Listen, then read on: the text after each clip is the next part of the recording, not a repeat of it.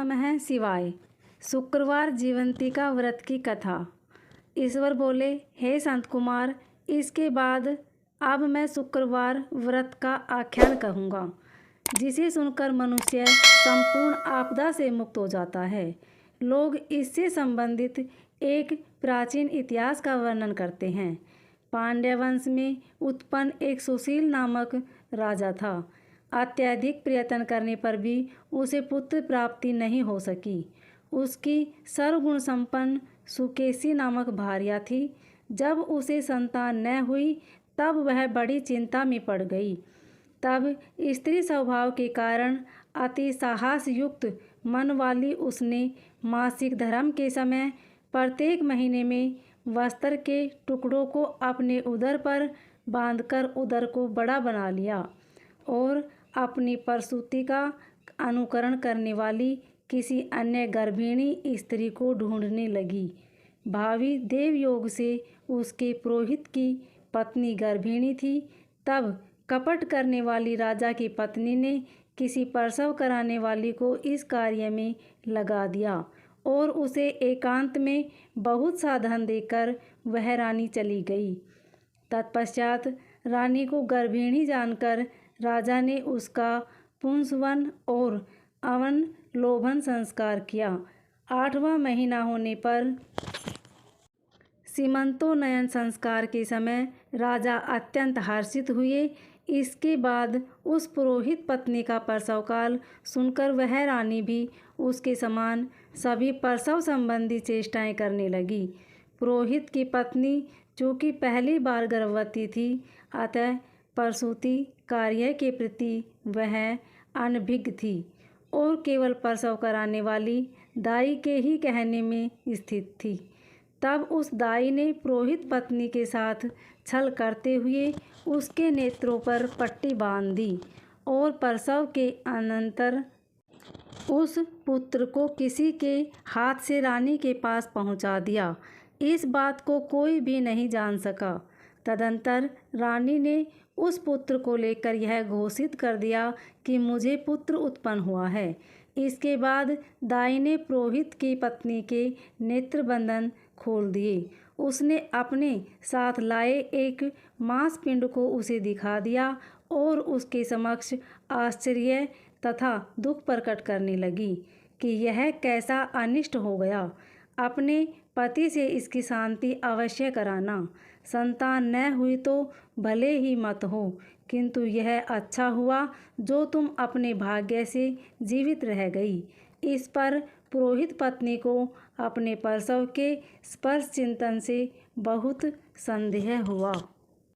ईश्वर बोले, राजा ने पुत्र जन्म का समाचार सुनकर जातकर्म संस्कार कराया और ब्राह्मणों को हाथी घोड़े तथा रथ प्रदान किए।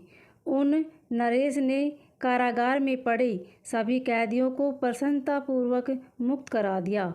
तत्पश्चात राजा ने सूतक के अंत में नामकर्म तथा अन्य सभी संस्कार किए। उन्होंने पुत्र का नाम प्रियव्रत रखा। हे संत कुमार, श्रावण मास के आने पर पुरोहित की पत्नी ने शुक्रवार के दिन भक्तिपूर्वक देवी जीवंतिका का पूजन किया। भित्त पर अनेक बालकों सहित देवी जीवंतिका की मूर्ति लिखकर पुष्प तथा माला से उसकी पूजा करके गोधूम की पिट्ठी के बनाए गए 5 दीपक उसके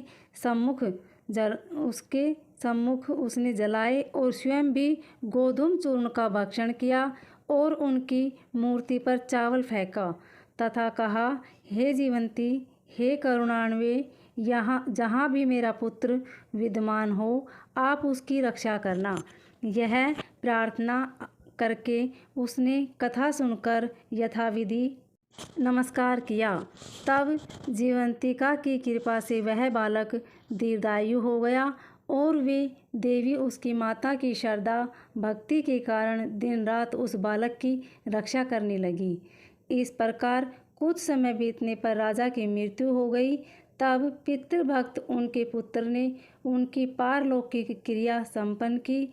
इसके बाद मंत्रियों तथा पुरोहित पुरोहितों ने प्रियव्रत को राज्य पर अभिषिक्त किया। तब कुछ वर्षों तक प्रजाओं का पालन करके तथा राज्य भोग कर वे पितरों के ऋण से मुक्ति के लिए जाने की तैयारी करने लगे।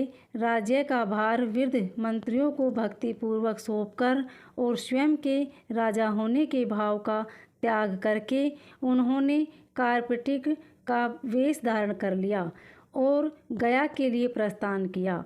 मार्ग में किसी नगर में किसी गृहस्थ के घर में उन्होंने निवास किया। उस समय उस गृहस्थ की पत्नी को प्रसव हुआ था। इसके पहले षष्ठी देवी ने उसके 5 पुत्रों को उत्पन्न होने के 5वें दिन मार डाला था। राजा भी उस समय 5वें दिन ही वहां गए हुए थे। रात में राजा के सो जाने पर उस बच्चे को ले जाने के लिए षष्ठी आई।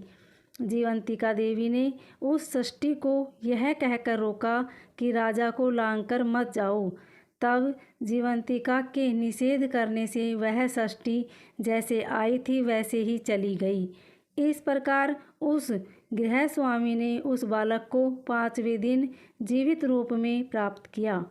ये इतने प्रभाव वाले हैं, ऐसा देखकर उसने राजा से प्रार्थना की, हे राजन, आपका निवास आज के दिन मेरे ही घर में हो।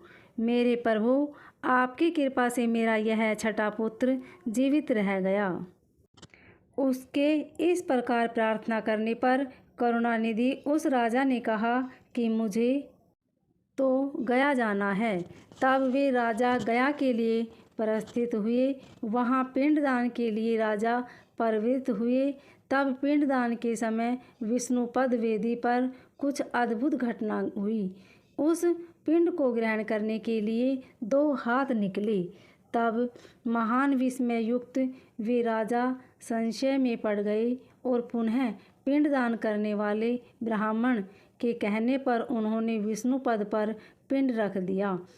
इसके बाद उन्होंने किसी ज्ञानी तथा सत्यवादी ब्राह्मण से इस विषय में पूछा। तब उस ब्राह्मण ने उनसे कहा कि ये दोनों हाथ आपके पितर के थे। इसमें संदेह हो तो घर जाकर अपनी माता से पूछ लीजिए, वह बता देगी। तब राजा चिंतित तथा दुखी हुए और मन में अनेक बातें सोचने विचारने लगे। वे यात्रा करके पुनः वहां गए जहां वह बालक जीवित हुआ था। उस समय भी उस स्त्री को पुत्र उत्पन्न हुआ था और उसका वह 5वां दिन था। वह जो दूसरा पुत्र हुआ था उसे लेने के लिए रात में षष्ठी आई। तब जीवंतिका के द्वारा पुनः रोके जाने पर उस षष्ठी ने उससे कहा, इसका ऐसा क्या कृत्य है, अथवा क्या इसकी माता तुम्हारा व्रत करती है जो तुम दिन रात इसकी रक्षा करती हो। तब षष्ठी यह वचन सुनकर जीवंती ने धीरे से मुस्कुराकर इसका संपूर्ण कारण बता दिया। उस समय राजा शयन का बहाना बनाकर वास्तविकता जानने के लिए जाग रहे थे। अतः उन्होंने जीवंती और षष्ठी दोनों की बातचीत सुन ली। जीवंती ने कहा, हे षष्ठी, श्रावण मास में शुक्रवार को इसकी माता मेरे पूजन में रत रहती है और व्रत के संपूर्ण नियम का पालन करती है। वह सब मैं बताती हूँ। वह हरे रंग का वस्त्र तथा कंचुकी नहीं पहनती और हाथ में उस रंग की कांच की चूड़ी भी नहीं धारण करती। वह चावल के धोने के जल को कभी नहीं लांघती, हरे पत्ते के मंडप के नीचे नहीं जाती और हरे वर्ण का होने के कारण करेले का साग भी वह नहीं खाती। यह सब मेरी प्रसन्नता के लिए वह करती है, अतः मैं उसके पुत्र को नहीं मारने दूंगी। यह सब सुनकर राजा प्रियव्रत अपने नगर को चले गए। उनके देश के सभी नागरिक स्वागत के लिए आए। तब राजा ने अपनी माता से पूछा, हे मात, क्या तुम जीवंतिका देवी का व्रत करती हो? इस पर उसने कहा, मैं तो इस व्रत को जानती भी नहीं। तत्पश्चात राजा ने गया यात्रा का समुचित फल प्राप्त करने के लिए ब्राह्मणों तथा सुहासिनी स्त्रियों को भोजन कराने की इच्छा से उन्हें निमंत्रित किया और व्रत की परीक्षा लेने के निमित्त सुहासिनियों को वस्त्र, कंचुकी तथा कंगन भेजकर उन्हें कहलाया कि आप सभी को भोजन के लिए राजभवन में आना है। तब पुरोहित की पत्नी ने दूत से कहा कि मैं हरे रंग की कोई भी वस्तु ग्रहण कर सकती हूँ। राजा के पास जाकर दूसरे दूत ने उसके द्वारा कही गई बात राजा को बता दी। तब राजा ने उसके लिए सभी रक्त वर्ण के शुभ परिधान भेजे। वह सब धारण करके वह पुरोहित पत्नी भी राजभवन में आई। राजभवन के पूर्वी द्वार पर चावल के धोने का जल पड़ा देखकर और वहाँ हरे रंग का मंडप देखकर वह दूसरे द्वार से गई। तब राजा ने पुरोहित की पत्नी को प्रणाम करके इस नियम का संपूर्ण कारण पूछा। इस पर उसने इसका हेतु शुक्रवार का व्रत बताया। उस प्रिय व्रत को देखकर उसके दोनों सतनों में से बहुत दूध निकलने लगा। दोनों वक्ष स्थलों उन राजाओं को दुग्ध की धाराओं से पूर्ण रूप से संचित कर दिया। तब गया में विष्णु पद पर निकले दोनों हाथों जीवंतिका तथा षष्ठी दोनों देवियों के वार्तालाप तथा पुरोहित पत्नी के सतनों से दूध निकलने के द्वारा राजा को विश्वास हो गया कि मैं इन्हीं का पुत्र हूँ। तदंतर पालन पोषण करने वाली माता के पास जाकर विनम्र पूर्वक उन्होंने कहा, हे माता, डरो मत, मेरे जन्म का वृत्तांत सत्य सत्य बता दो। यह सुनकर सुंदर केशों वाली रानी ने सब कुछ सच सच बता दिया। तब प्रसन्न होकर उन्होंने जन्म देने वाले माता पिता को नमस्कार किया और उन्हें संपत्ति से वृद्धि को प्राप्त कराया। वे दोनों भी परम आनंदित हुए। एक दिन राजा प्रियव्रत ने रात में देवी जीवंती से प्रार्थना की, हे जीवंती, मेरे पिता तो ये हैं, तो फिर गया में दोनों हाथ कैसे निकल आए थे? तब देवी ने सपन में आकर संशय का नाश करने वाला वाक्य कहा, हे प्रियव्रत, मैंने तुम्हें विश्वास दिलाने के लिए ही यह माया की थी, इसमें संदेह नहीं। हे सनत कुमार, यह सब मैंने आपको बता दिया। श्रावण मास में शुक्रवार के दिन इस व्रत का अनुष्ठान करके मनुष्य सभी मनोरथों को प्राप्त कर लेता है। इस प्रकार श्री स्कंद पुराण के अंतर्गत ईश्वर सनत कुमार संवाद में श्रावण मास महात्म्य में शुक्रवार जीवंती का व्रत कथन नामक 9वां अध्याय पूर्ण हुआ। ओम नमः शिवाय।